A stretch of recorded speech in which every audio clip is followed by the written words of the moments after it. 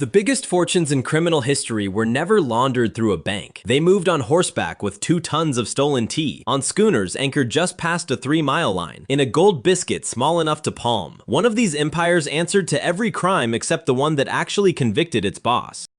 The gang that silenced witnesses.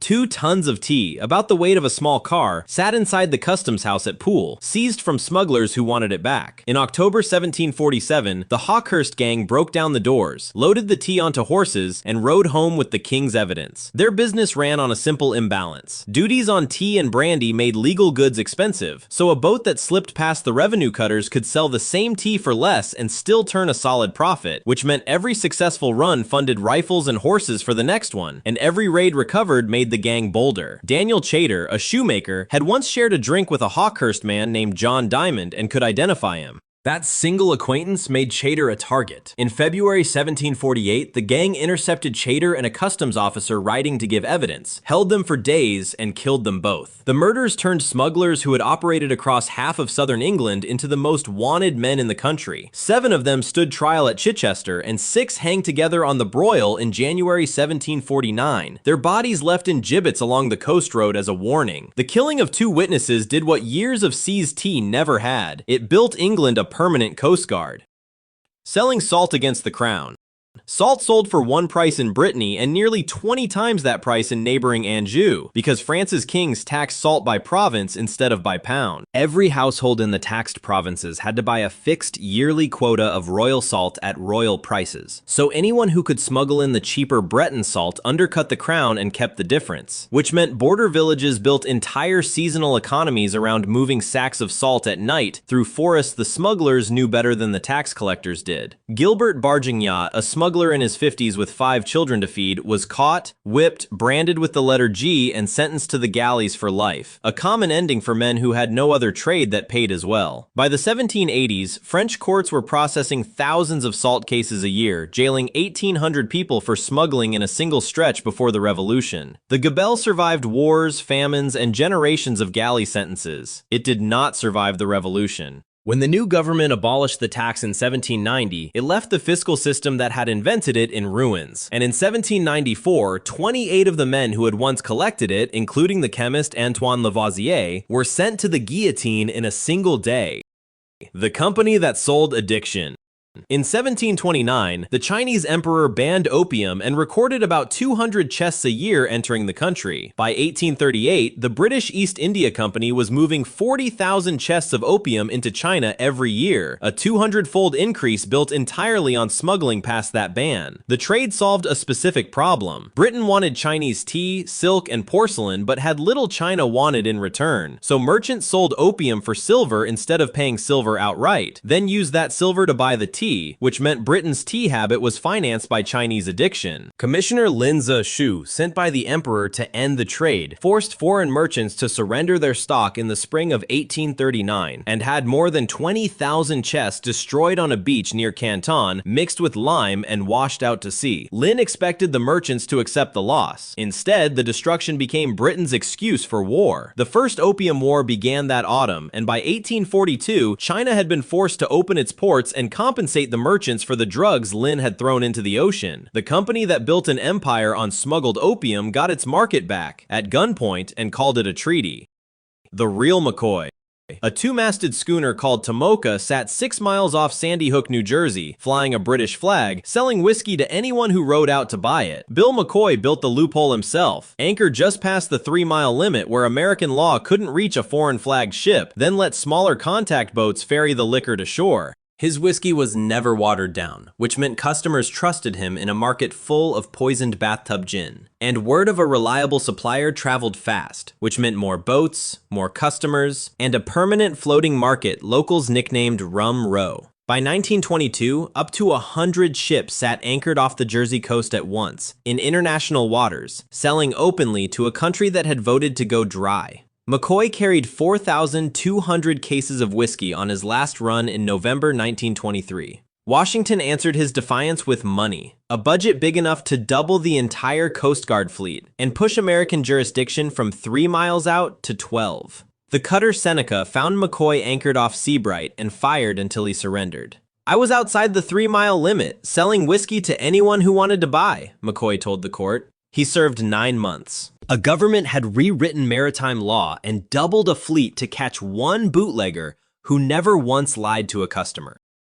Scarface and the Shoebox. Chicago's most notorious bootlegger was never convicted of bootlegging. By the mid-1920s, Al Capone was pulling in an estimated $60 million a year, over $1 billion in today's money, from beer, liquor, gambling, and vice, running an organization with 1,000 men on payroll and enough cash that police, judges, and city officials across Chicago took a cut just to look away. The corruption was profitable for everyone involved, so it spread from cop to cop and courtroom to courtroom, which left Chicago's own law enforcement with every reason to leave Capone alone, while rival gangs and Capone's own gunmen turned the city's streets into a shooting gallery. Federal agents tried prohibition charges and murder charges, and neither stuck. Witnesses vanished or changed their stories, and Capone's own hands stayed clean on paper. What finally worked was slower and duller. A team of IRS agents built a case out of unpaid taxes, tracing his spending on furniture, suits, even his phone bill, against income he'd sworn under oath he didn't have. In October 1931, a jury convicted him on 5 counts of tax evasion, nothing to do with a single one of Chicago's killings. He was sentenced to 11 years and eventually sent to Alcatraz. The empire that ran Chicago for a decade was taken down by an accountant's ledger, not a gun. The heroin that vanished twice. Detectives Eddie Egan and Sonny Grosso believed they'd broken the biggest heroin ring New York had ever seen. Working a hunch about a Brooklyn candy store owner with unexplained cash, they traced a shipment of raw heroin back through Marseille to a Frenchman named Jean Jahan, seizing 112 pounds of pure heroin, the largest municipal drug bust in American history at the time, in 1962. The route worked because it split the risk across borders. Turkish poppies became Marseille morphine became French heroin, and French heroin crossed the Atlantic hidden inside an ordinary shipped car, so no single link in the chain knew enough to bring down the whole operation. Jahan slipped back to France and was never extradited, living out his life a free man while the case built on his network made 2 detectives famous. The seized heroin went into the NYPD property clerk's vault on Broome Street as evidence. Case closed. Then, between 1969 and 1972, someone with access to that vault began quietly swapping the bags for flour and cornstarch. Nobody noticed until lab workers found the evidence crawling with red flour beetles. Investigators later estimated that nearly 400 pounds of narcotics, enough by their own math to supply 20,000 addicts for a year, had walked back onto the street through the same department that made its name seizing it. The Cocaine King's last rooftop.